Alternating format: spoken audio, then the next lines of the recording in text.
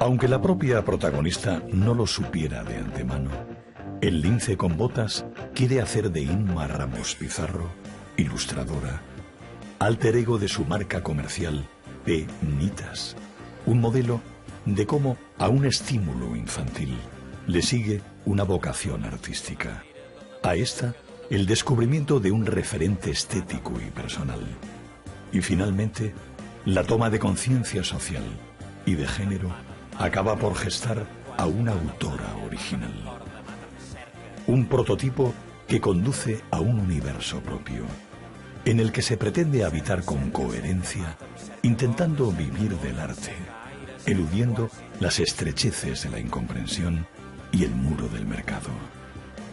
En el caso de Inma, utilizando gritos y cuerpos de mujer como medio de expresión. Bocas, vulvas abiertas, enormes ojos. Pocas se atreven, y probablemente en su atrevimiento de artesana aún joven, habitan las venturas con las que se enfrenta a un mundo que deja al albur las razones y los destinos de la mitad de él mismo.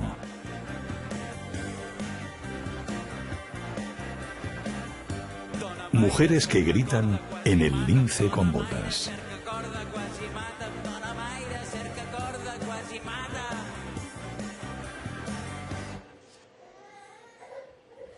Normalmente cualquier persona, cualquier niño de chico siempre tiene mucha creatividad y es una cosa que a lo largo del desarrollo, del crecimiento y de la escolarización, digamos, pues es la cosa que menos importancia se le da y más va desapareciendo. En mi caso yo siempre he dibujado mucho desde pequeña, como todos los niños y niñas, y es una cosa que no he dejado de hacer porque era un poco como mi hobby, mi forma de jugar, mi forma de expresarme, y siempre ha sido para mí a lo mejor mucho más fácil hablar con los dibujos que hablar con la palabra.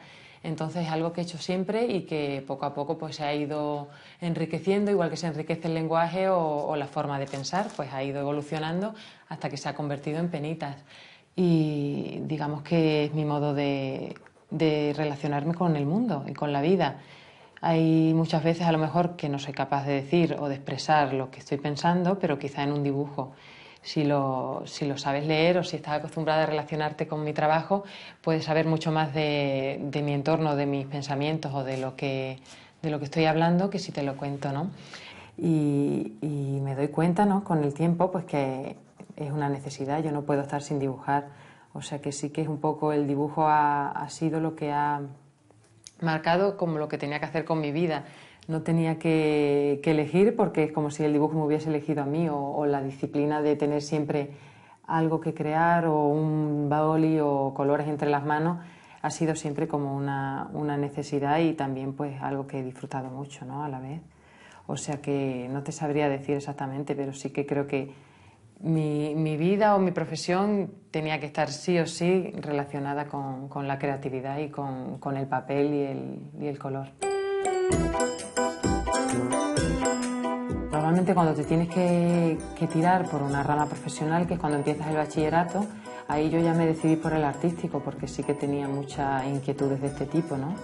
Aunque no tuviera muchos conocimientos, porque eso es muy pronto, creo que es a los 16 años así, ya empecé a hacer el bachillerato artístico aquí en el Alcáceres, que fue el primer curso que se hizo, no sé si en toda la comunidad, pero en toda la provincia sí.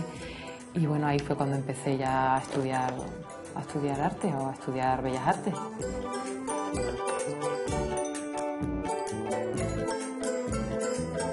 Después de largo tiempo ejerciendo su oficio en Barcelona, ha vuelto a su tierra natal, la misma que envió a sus huestes de espada y cruces a hacerse fuertes frente a olmecas, mayas o aztecas.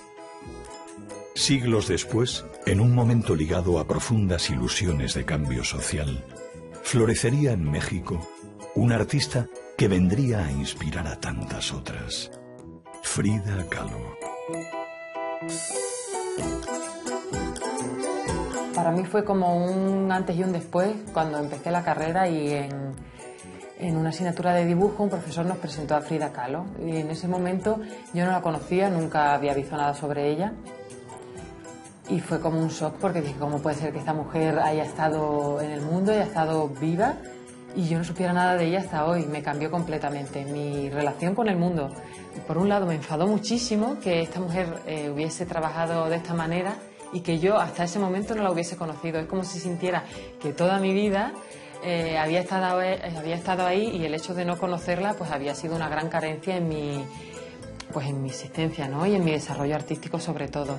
Entonces para mí fue un antes y un después el poder ver cómo una mujer a través de la pintura y del desarrollo creativo había podido expresarse y había podido contar su sufrimiento, su alegría, su conocimiento, sus relaciones personales y políticas de una forma tan maravillosa, ¿no? Entonces para mí eso fue un cambio total y desde luego que le agradezco a Frida muchísimo y tengo mucha cercanía con ella y sí que algunas veces me han preguntado desde el principio de empezar a dibujar penitas pues si tenía pues influencia o como se suele decir, ¿no? Por supuesto que mi trabajo ha bebido mucho del trabajo de ella. Sobre todo me parecía admirable como un hecho tan traumático, ¿no? Como la polio desde chiquitita o luego todo el tiempo que estuvo escayolada y en cama, cómo ella utilizó eso para decorar su vida, para por ejemplo, pintarse las escayolas como se las pintaba, que eran verdaderas obras de arte, y transformar esa soledad, transformar ese sufrimiento y ese dolor físico que debió ser tremendo porque debió ser duro en flores, en vida, ¿no? En colores, en frutas, en alegría. Entonces sí que para mí ese proceso pues digamos que siento como que es parte también de lo que ha pasado con Penitas en mi desarrollo artístico. Y también hubo un antes y un después cuando avancé en la carrera y hubo un profesor que me enseñó el arte feminista de los años 60, arte performativo y trabajos muy chulos con Barbies y Ken haciendo intercambio de rol, de los audios y demás. Eso me gustó muchísimo porque digamos que vi realidades y trabajos de gente de hacía muchos años que normalmente no conoces porque no son mainstream ni son de lo que normalmente encuentras en los medios ni nada. Y al ir avanzando un poco en mi formación, pues fue lo que realmente me impactó y fue donde dije, ostras, esto me interesa mucho y por ahí es por donde quiero ir yo. Siempre con una visión de conectar mis sentimientos, de conectar quién yo soy y lo que determina nacer mujer y ser mujer, porque para mí siempre era como que veía que había muchas diferencias a la hora mismo de estudiar o de estar formándote, ¿no? De cómo te relacionas tú, como siempre con la sensación de que no eres lo suficientemente buena o que lo que quieres decir no merece la pena contarlo porque a nadie le importa. Eso está muy determinado con el hecho de ser mujer. Y con el arte feminista que ya llevaba hablando mucho tiempo de eso. Entonces a partir de ahí sí que encontré un poco como como el agua donde yo quería nadar, ¿no? Y ahí fue cuando me empecé más a encontrar cómoda con la creatividad y con mi proceso creativo.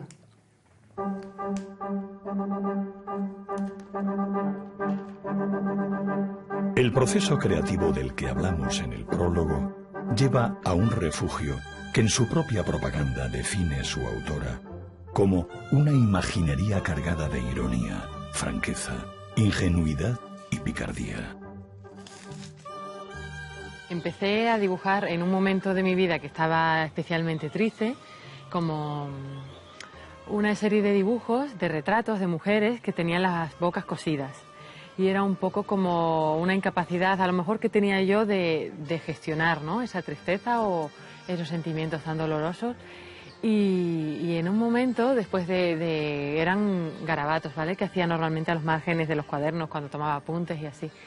Y en un momento me empezaron a parecer como que podía trabajar con eso, que tenía que hacer algo más. Y le di un poquito más a la reflexión y digo, vale, voy a hacer estas caras, voy a hacer estos retratos, pero no quiero que estén nunca más calladas. A partir de ahora las voy a hacer gritando. Y fue parte un poco también pues de la exorcización de esos sentimientos, un poco de sacar esa pena que yo tenía y quitármela de encima y transformarla en otra cosa, ¿verdad? Entonces fue ahí donde nació Penitas, donde empecé a dibujar pues estas mujeres gritando, que después empecé también a desarrollar los cuerpos, ¿no? Y decidí no hacer ningún objeto, que eso fue también una decisión personal que tuve en relación a no hacer nada manufacturado y tener que hablar a través de mis dibujos de las cosas que no se tocan, ¿vale? De los sentimientos normalmente, de los pensamientos, de las reflexiones, sin hablar de nada manufacturado, un poco también en contra del capitalismo salvaje y de la sociedad en la que vivimos. Quiero decir que hay toda una serie de cosas que no verás nunca en mis dibujos porque me desmarco completamente de eso a través de ellos. No es porque no se me haya ocurrido, es que no quiero dibujar objetos, por eso nunca hay. Y bueno, más o menos de ahí nació, y le llamé Penitas basando un poco en la canción de Lola Flores, ¿no? Todo ese poderío de pena, penita, pena, y de unos muñequitos que tenía yo que regalaba a todo el mundo en aquella época, que eran los quitapenas, que eran como miniaturas que venían en una cajita, creo que es artesanía de Perú, que me encantaba regalarlos, ¿vale? Y era como que tú les contabas tus penas, los guardabas debajo de la almohada y por la mañana ya se las llevaban, y era una cosa menos que tú tenías que preocuparte, ¿no? Que gestionar. Y un poco sentía que mis dibujitos eran también eso, y por eso les puse Penitas hasta hoy.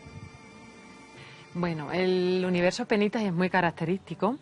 La particularidad que tiene, y desde el principio siempre es algo que me he dado cuenta, que la gente se ha dado cuenta también, es que cuando ves un dibujo Penitas, aunque luego, tanto si te gusta como si no, ¿vale? Eso es independiente. Aunque luego pase mucho tiempo, incluso años, si tú vuelves a ver un dibujo mío, sabes que es Penitas, aunque sea completamente diferente. ¿Por qué? Porque tiene una línea gráfica muy identificativa.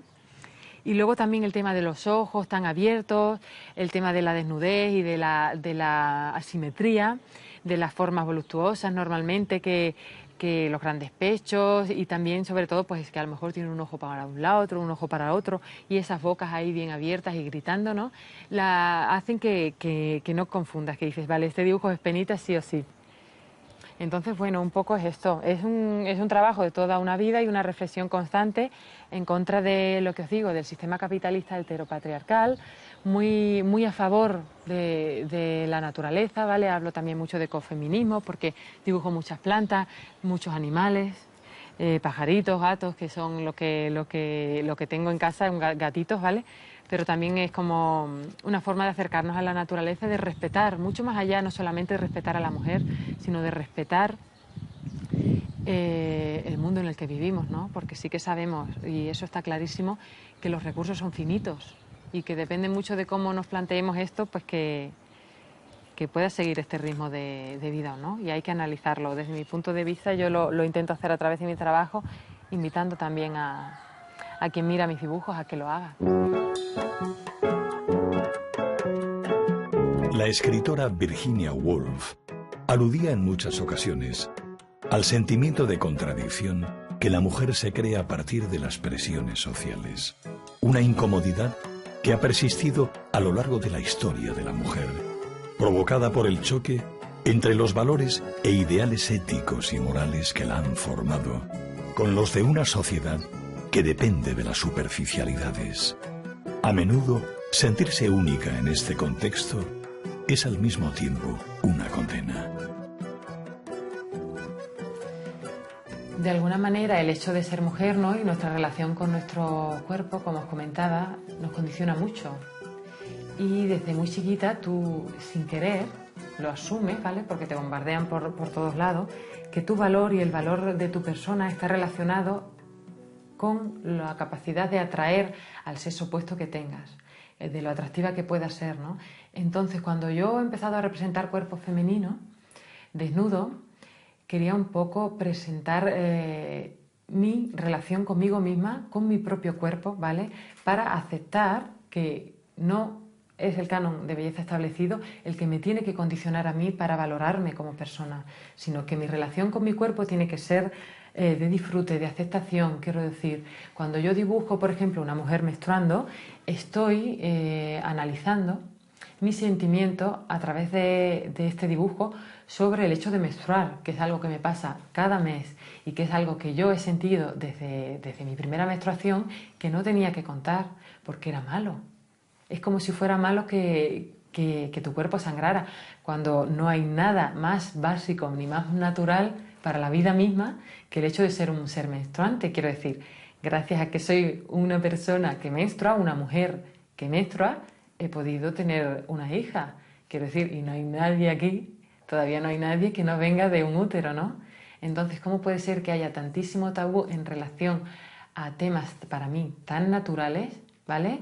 Y que algunas veces se nos complica, por supuesto, que se nos complica a la hora de relacionarnos con nosotras mismas. Sin embargo, pues vemos que temas como la pornografía, por ejemplo, en el kiosco de aquí al lado puedes ver que tienen una cara llena de revistas, que eso está al alcance de cualquier niña o niño que pase. Lo mismo pues a nivel cibernético o a través de la televisión, lo que os comentaba, ¿no? De la televisión o de cualquier medio de comunicación, la forma en la que la violencia se trata como si fuera lo más natural, y sin embargo la relación de un cuerpo de mujer que no sea representado como para el disfrute del hombre todavía nos choca, como si la mujer no se pudiese relacionar o no se pudiese presentar el cuerpo femenino fuera de lo que sería ser el objeto de disfrute de un varón. Ya no somos, quiero decir, hace mucho tiempo, ¿no? Pero lo que yo quiero demostrar un poco también con este trabajo y demostrármelo a mí misma, porque es un trabajo muy personal y un proceso muy personal, es que no somos adornos, ¿vale? Somos mucho más que eso, y nuestra relación con nuestro cuerpo, con el conocimiento de cómo funciona todo, no solamente la menstruación, sino pues cómo cambia tu cuerpo con la edad, o cómo cambia tu cuerpo, por ejemplo, a lo largo de un embarazo, ¿no? Que es un miedo que muchas veces tienen muchas mujeres de decir, es que voy a engordar y no sé si nunca más volveré a tener el cuerpo que tenía. Y eso es parte de la vida. Es totalmente lícito y respetable no querer ser madre. Pero no os podéis imaginar a lo mejor hasta qué punto a muchísimas mujeres les condiciona o les da pavor la idea de serlo solo por pensar que su cuerpo va a tener unas dimensiones diferentes. Y de qué manera pues la sociedad te condiciona a que eso te provoque sufrimiento, ¿no? Y no sea lo más natural. Yo pienso que tenemos que hacer un trabajo muy grande, sobre todo no solamente por esto, sino porque una de las enfermedades más terribles que hay en Occidente está relacionada con trastornos de alimentación y con la forma en la que nos esclavizan, nos hacen esclavas de nuestra propia imagen para que sintamos que tenemos que emplearnos todo el tiempo en esto, ¿no?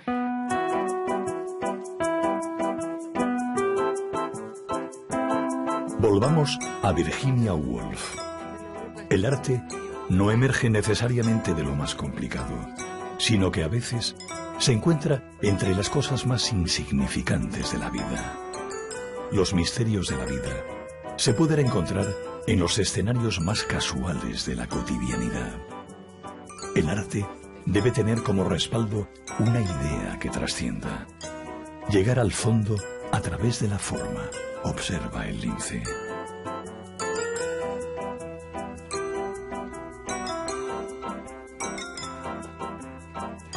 Las formas asimétricas y los cuerpos, digamos, imposibles es una de las cosas que más me gusta, como os comento, ¿no? Un poco por una forma de analizar y también de poner en jaque, ¿no? a los cánones de belleza establecidos. Entonces hay algunos de mis dibujos que son realmente imposibles y loquitos.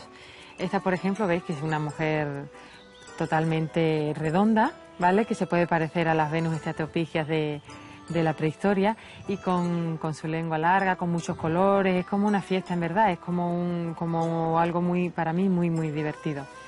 Tengo también, por ejemplo, este que es uno de los dibujos que hice para la serie Matriarcados, que fue una exposición que hice de dibujo sobre diferentes matriarcados que estaban ahora mismo vivos, ¿no?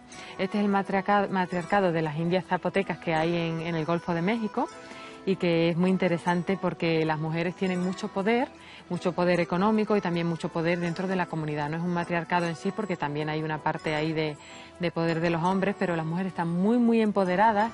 Hay una parte de las mujeres que son las muses, que son hombres que se sienten mujer. De alguna manera la sociedad las tiene muy reconocidas y tienen un espacio propio muy importante dentro de todas las celebraciones y dentro de la familia y de la sociedad.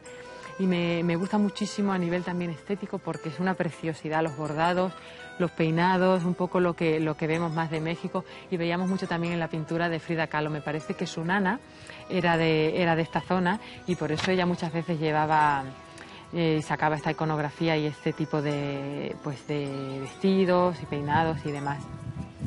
Y entonces, bueno, lo del tema del pelo es un tema que muchas veces la gente que no conoce mucho a lo mejor o que no tiene mucha relación con el feminismo dice, pero ¿qué pasa? Que las feministas no os depiláis. Y es muy, a mí me hace muchísima gracia, porque es como que les da miedo, les da, por supuesto, es un tabú y a mucha gente les repele también. Y de lo que hablamos, ¿no? De lo que hablo yo cuando dibujo mujeres con pelo, con tanto pelo como esta, que no menos hasta en la cara tiene también un poquito, no es de que tengas pelo o de que te depiles o no te depiles, es simplemente de que hagas lo que te dé la real gana y como te dé la real gana. Que si lo haces no sea porque la sociedad te lo impone, sino porque tú lo has decidido, porque tú te sientes cómoda, y que si no lo haces igualmente tengas el derecho a sentirte cómoda con eso sin que el filtro con el que te miran las demás personas te condicione para ello, ¿no? Y bueno, como veis un poco, esta es parte de una serie de dibujos que hice que se llamaba Fuck Gender Roles, que era ir en contra del sistema binario hombre-mujer y lo que el heteropatriarcado dicta que tiene que ser un hombre o una mujer, las características que nos imponen, ¿no? Y entonces por eso también un poco hice toda una serie de dibujos que ponían en jaque las características más definidas de lo que tiene que ser una mujer. Entonces a lo mejor eran mujeres muy peludas, con barba o con el pelo muy cortito, o haciendo gestos grotescos o gestos violentos o así, de una forma un poco, pues no soy sumisa, no soy callada, si no quiero no me depilo, si no quiero no me dejo el pelo larguísimo, y ese tipo de cosas que a veces dices, pues vaya tontería, yo no tengo por qué hacerlo y yo no lo he hecho porque nadie me haya obligado. Pero hasta qué punto, si realmente analizas la sociedad en la que estamos creciendo y todo lo que viene a ser los medios de comunicación, las redes sociales y la forma en la que nuestras niñas se sienten que tienen todo el rato que ser parte de esta dictadura de belleza impuesta.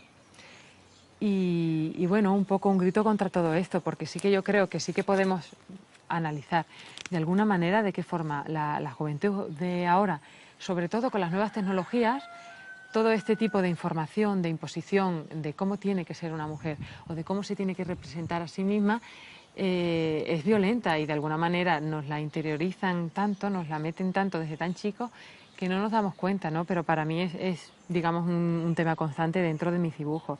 Este también es una india zapoteca y bueno, un poco de la irreverencia y de la, ¿veis? Este tiene perilla, no sé si se ve, y bigote. Y bueno, un poco el grito en contra de todo lo establecido. Y no hablamos solamente de lo estético, sino también a nivel de pensamiento, a nivel de las trabas o de los límites que tú te puedas poner como mujer en la vida, ¿no? Sin darte cuenta, porque realmente si empezamos a analizar hay una cosa que decimos mucho, si te pones las gafas violetas y empiezas a mirar el mundo desde la perspectiva de cómo hubiese sido esto si yo en vez de una mujer ahora mismo fuera un hombre en esta reunión, ¿me hubiesen escuchado con el mismo interés o no? Es analizable prácticamente en todo, en tu posición dentro de cualquier círculo, de cualquier estructura social o de cualquier trabajo, de lo que quieras. De Simone de Beauvoir. Es difícil jugar a los ídolos, las hadas, las princesas altivas, cuando se siente entre las piernas el contacto de un paño ensangrentado. Y más generalmente, cuando se conoce la miseria original de ser cuerpo. El pudor es la espontánea negativa a dejarse captar como carne, raya en hipocresía. Pero sobre todo, la mentira a la cual se condena a la adolescente consiste en que necesita fingir que es objeto y objeto prestigioso, cuando ella se experimenta como una existencia incierta, dispersa y conoce sus propias taras. Maquillajes, falsos rizos, sujetadores con relleno, son otras tantas mentiras. La cara misma se hace máscara. Se suscitan en ella con maña expresiones espontáneas. Se imita una pasividad maravillada. Nada más asombroso que descubrir de pronto en el ejercicio de su función femenina una fisonomía de la cual se conoce el aspecto familiar. Su trascendencia se reniega e imita la inmanencia. La mirada ya no capta, refleja. El cuerpo deja de vivir, espera. Todos los gestos y todas las sonrisas se hacen llamada. Desarmada, disponible, la joven no es sino una flor ofrecida, una fruta pronta para ser cogida.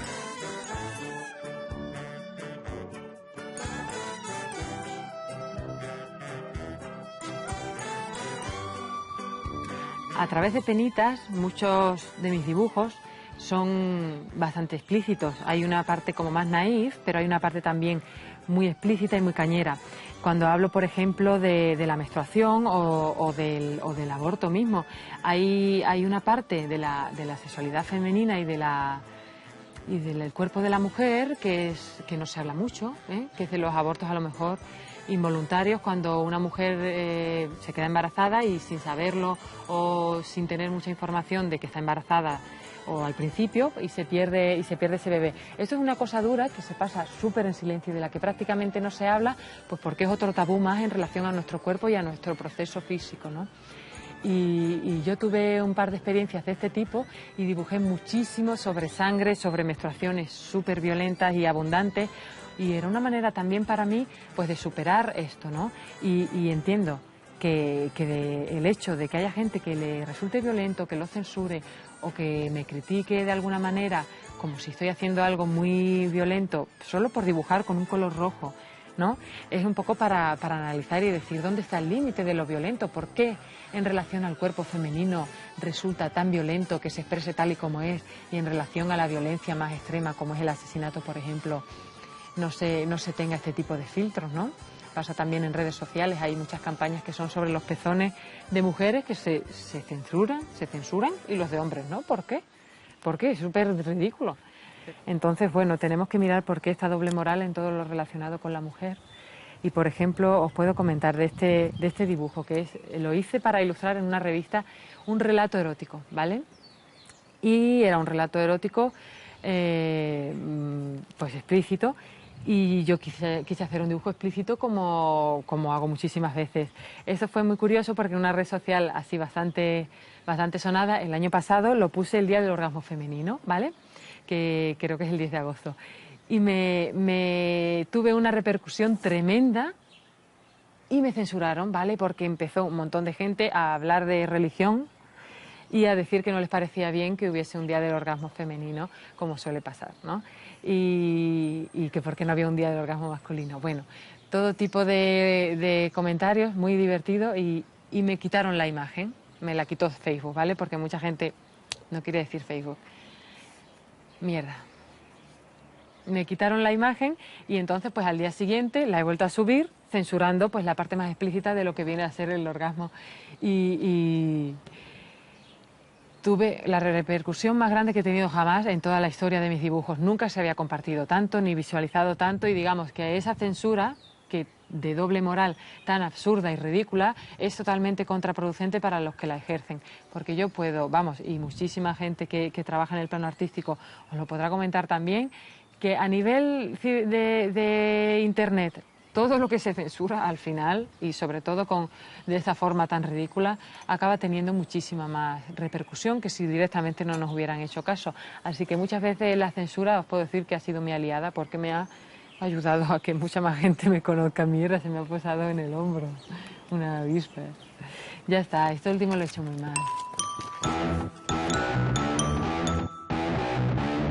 Y en verdad, basta pasearse con los ojos abiertos para comprobar que la humanidad se divide en dos categorías de individuos cuyos vestidos, rostro, cuerpo, sonrisa, porte, intereses, ocupaciones son manifiestamente diferentes. ¿Acaso tales diferencias sean superficiales? Tal vez estén destinadas a desaparecer. Lo que sí es seguro es que por el momento existen con deslumbrante evidencia.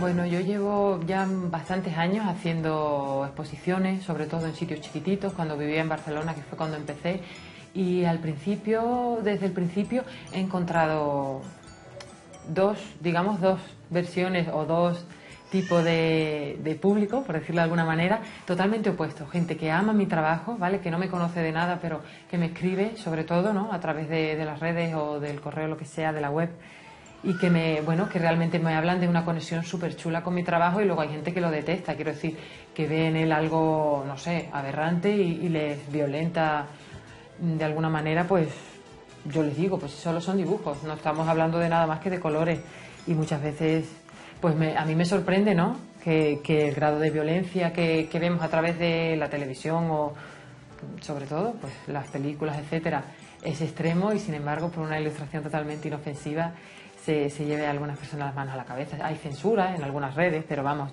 tampoco me importa mucho, y no siento muchas represiones a nivel muy grande de ningún tipo de censura, porque tampoco yo tengo un alcance tan grande.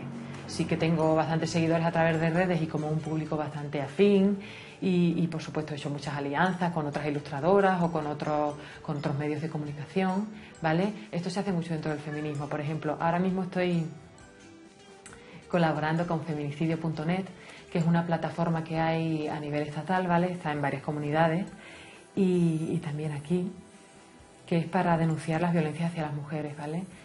Y el trabajo sobre todo de feminicidio es llevar un contador y hacer un informe anual sobre todos los asesinatos hacia mujeres por el hecho de serlo.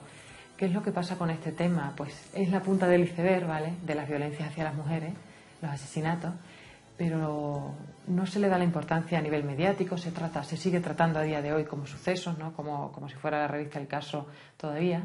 Se le da mucha menos importancia que lo que decimos siempre. Si fueran asesinatos, por ejemplo, a futbolistas, a políticos, a toreros, o a hombres, cualquiera, seguramente se tomarían otro tipo de medidas. Y bueno, lo que os comento sobre esto, pues para mí es un proyecto súper importante, interesante, y que me parece muy necesario, por ejemplo, y con el que me he aliado para hacer mi trabajo artístico dentro del informe que están trabajando ahora, de 2015. Estoy haciendo ilustraciones de zapatos rojos. No sé si sabéis que es una instalación que se hace mucho a nivel performativo en plazas, que se llenan de zapatos rojos, conmemorando y de alguna manera visibilizando el espacio vacío de las mujeres que ya no están, de las mujeres asesinadas, ¿no? Entonces ahora estoy desarrollando un trabajo muy chulo, que estoy dibujando a nivel del Estado español, todos los zapatos de los asesinatos, un poco basándome en esa mujer, viendo un poco su historia, el contexto de dónde es, qué edad tiene y demás. Es un trabajo duro, por un lado, porque es muy triste. Estás dibujando sobre alguien que ya no está, pero a la vez es necesario, porque si no subrayas, si no pones de manifiesto que estas ausencias están pasando y que cada día está pasando y que no nos dejan de matar, pues si nadie pues subraya esto, por muy doloroso que sea, es como que nadie le importa, ¿no? Que es lo que sentimos muchas veces.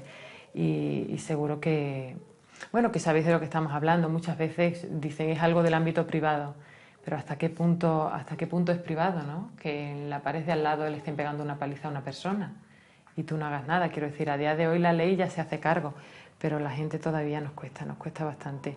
Y analizar el total del problema es abrumador desde mi punto de vista también. Por eso os digo que las alianzas entre feministas y entre activistas son súper importantes y necesarias, porque cualquier idea, si no se colectiviza, digamos que no se hace realidad, ¿no? No me siento sola para nada.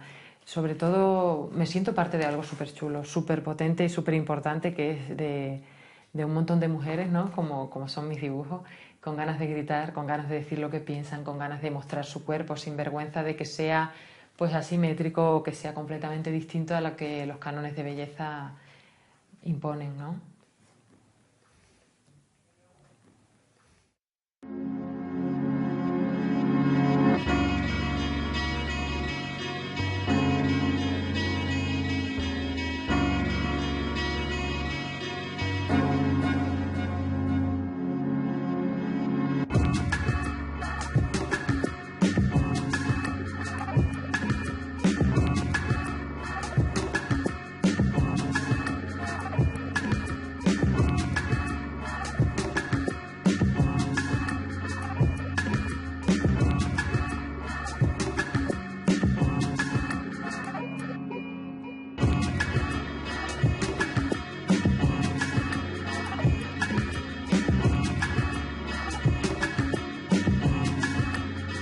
Un trabajo artístico no solo sobre lienzo, papel o muro. Las imágenes se suben a materiales que se hacen visibles en lo diario, donde se puedan ver, hacerse escuchar y venderse.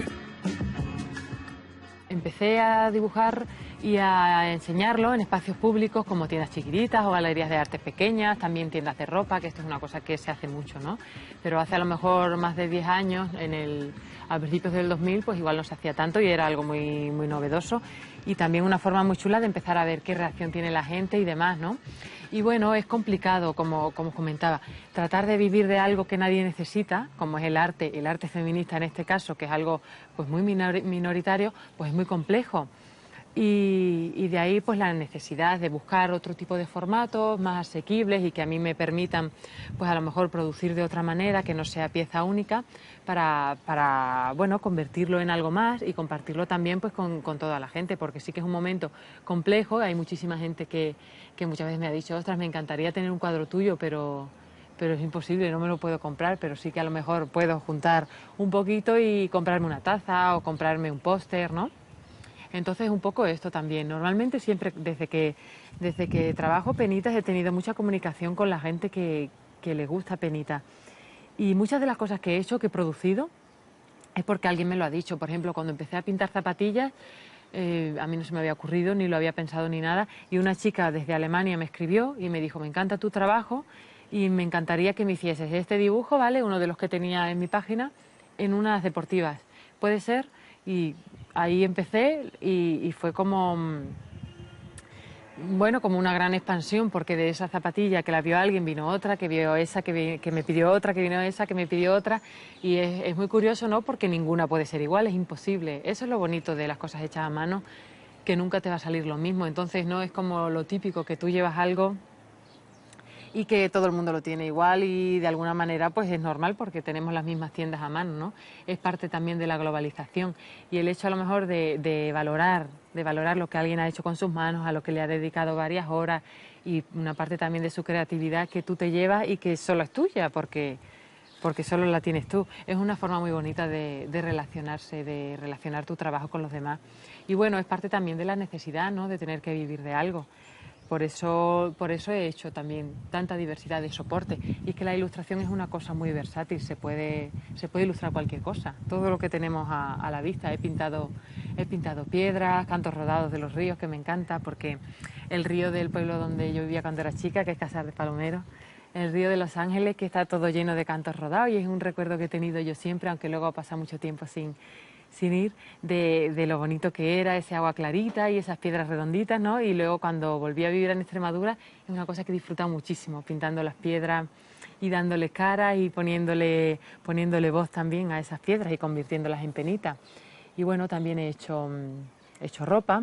He intentado que dentro del proceso de la ropa fuera feminista no solamente en la forma, al llevar mis dibujos, sino en el proceso. El año pasado hice una colección que se llama Sororidad, en la que producí, ¿vale?, la tela en un taller de Madrid, ¿vale? Todo siempre intenté que fuera dentro de lo más cercano posible. En un taller de Madrid donde trabajan mujeres con telas y tintas ecológicas. Luego la costura se hizo en Sevilla, en un centro social que emplea a mujeres dentro del entorno de las 3.000 viviendas. Y ahí fue donde se produjo la costura y también pues intentando venderlo todo dentro pues del ámbito cercano y digamos el slow life, que se dice. Slow life es como una forma de vivir más lentamente y a lo mejor de consumir también diferente. Yo siempre digo, que solo he leído en alguna parte y es una frase que he hecho muy mía, que si cambias la forma de consumir cambias el mundo, también si cambias la forma de producir. Y es muy curioso, ¿no?, pensar cuando tú piensas en la industria de la moda o en la ropa y sabemos las barbaridades, ¿no?, que hay en torno a esto, el nivel de esclavitud que hay de empresas de nuestro país esclavizando por todo el mundo, sobre todo en Asia. Y tú piensas, vale, ¿se puede evitar esto? ¿Realmente es posible salir de esa espiral de consumo? Y sí que se puede, ¿no? Lo que pasa que también es verdad que es muy complejo. Yo cuando he hecho esta producción, por ejemplo, para mí supuso un gasto económico enorme y por supuesto que cada prenda vale muchísimo dinero, porque desde la primera persona que ha tocado esa tela hasta la última han sido personas que han tenido pues un sueldo digno, ¿no? Y unas condiciones laborales dignas. Entonces, pues sí, es complejo producir dentro de estos principios porque es realmente caro. Entonces no es del todo sostenible porque al final esa prenda acaba siendo un lujo, ¿no? Entonces, bueno, supongo que es un trabajo de todas y todos buscar un equilibrio en esto. Y sí que pienso que es importante, bueno, replantearnos nuestra forma de producir y de consumir. Y yo con Penitas lo estoy intentando y también pues es parte de la complejidad y del proceso que estoy aprendiendo. De momento todavía no tengo claro, ¿no? Cómo articularlo.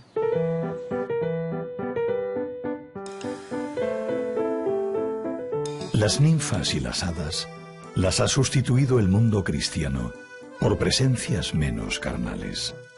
Pero los hogares, los paisajes, las ciudades y los mismos individuos siguen estando poblados por una impalpable feminidad.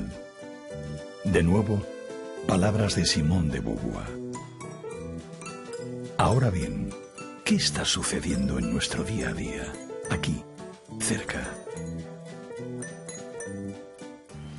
Dentro de Extremadura, a nivel de feminismo y de red, estamos localizando de forma colectiva un poco los puntos violetas, ¿no? Que sería como qué feministas hay, qué asociaciones feministas hay dentro de la región, en qué estamos trabajando cada una, qué agenda personal o de la asociación tenemos y de qué forma podemos organizarnos para colectivizar todos esos temas que nos preocupan, todas estas reivindicaciones, todas estas historias por las que queremos luchar. Y si hacemos piña, si lo hacemos de forma conjunta, está clarísimo que llegaremos más lejos y sobre todo que nos sentiremos más acompañadas y que estaremos más cómodas, ¿no? Pues es parte de la agenda feminista extremeña ahora mismo, ¿no? Montar las alianzas feministas, llenar Extremadura de puntos violetas y que tú como feminista te puedas mover dentro del territorio y saber dónde tienes una compañera y saber con qué compañera contar para determinar pues según qué petición o movilización o lo que sea, tanto a nivel artístico como profesional en el ámbito de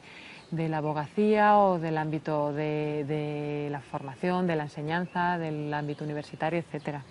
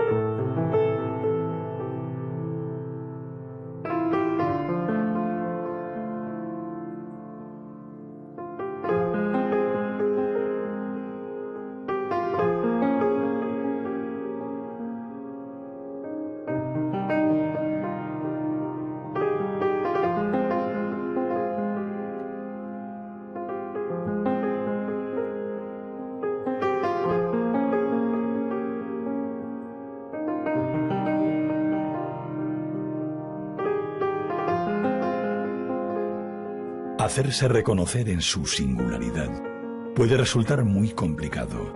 Aún más, sobrevivir en una sociedad de consumo desde la coherencia personal y social. Un drama que arrastra deseos y proyectos y que siempre está presente en las oraciones de los más descreídos. Sí, hay un momento que es bastante complejo, ¿no? Sobre todo cuando haces algo tan personal. Es muy complicado comercializarlo, porque tienes una relación muy personal con tu trabajo, no es como cuando vendes algo que manufactura o que producen otras personas y tú... Aquí existe el conflicto de que muchos de mis trabajos tienen una relación muy íntima conmigo, con mis sentimientos, con mi vida, y entonces sí que me crea...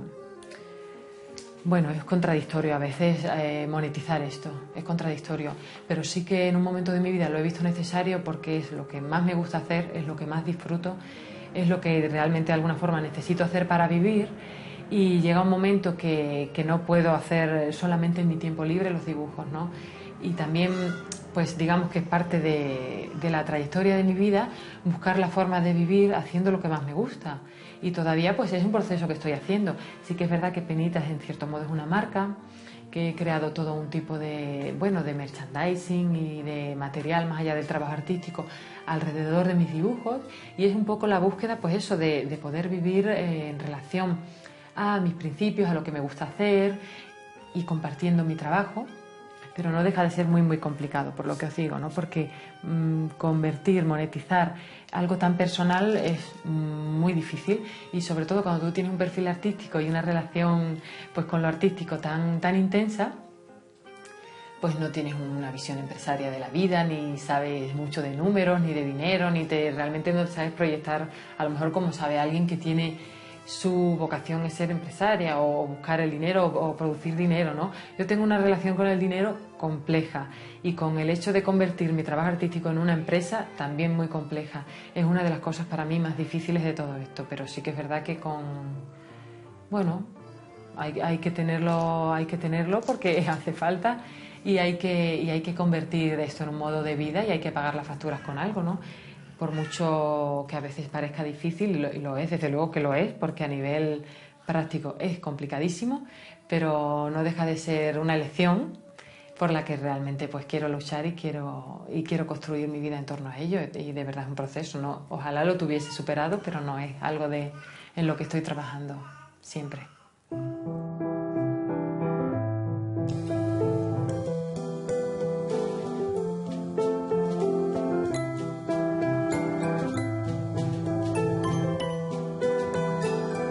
La negación absoluta del silencio de los labios. Tal puede ser la definición de una obra, cultivada en la permanente transición hacia la ilusión. En este momento, digamos que sí que estoy en un momento de transición, pero porque lo estoy en lo personal, entonces todo lo que hago a nivel artístico también lo está. ¿Por qué? Porque he sido madre hace muy poquito, y eso te hace recolocarte en el mundo. Es como tu vida entera de repente cambia de posición y se descoloca, y tienes que volver a coger todas las piecitas y volverlas a poner otra vez en su sitio. Entonces a nivel artístico estoy un poco también en ese proceso. Tienes que recolocarte no solamente a nivel de conceptos, y también a nivel de tus tiempos, porque ya tu vida no es tuya, sobre todo cuando tienes un bebé lactante. Así que ahora mismo estoy un poco reorganizándome, siquiera en estos primer medio año de maternidad, reorganizándome y aprendiendo a relacionarme de una forma diferente pues también con mi trabajo creativo. Espero que todo el cambio sea para mejor, estoy segura, porque todo cambio siempre es para mejor, aunque sea difícil. Así que ya veremos qué pasa con Penitas en el futuro, y seguramente que el nacimiento de mi hija Sian pues empezará a estar mucho más presente en mi creatividad y en mis creaciones. La maternidad me ha posicionado mucho en relación a mi trabajo artístico, como realmente pues cuando tú tienes una persona a tu cargo, ¿no? Todo cambia, y por supuesto tu relación de decir, ostras, me tengo que ganar la vida, ya no soy yo sola, porque yo sé que puedo necesitar muy poco o estar, pero ahora aquí hay alguien más, ¿no? Entonces sí que te genera como de alguna manera una ansiedad de decir, ostras, tienes que sacar esto adelante, y tienes que evolucionar, y tienes que exigirle al trabajo artístico más allá de un desarrollo personal, sino un desarrollo profesional también, ¿no? Pero bueno, es parte del crecimiento, es parte de la vida. Estoy segura que esto le pasa en todas las casas, o sea que en casa de una ilustradora feminista pues también.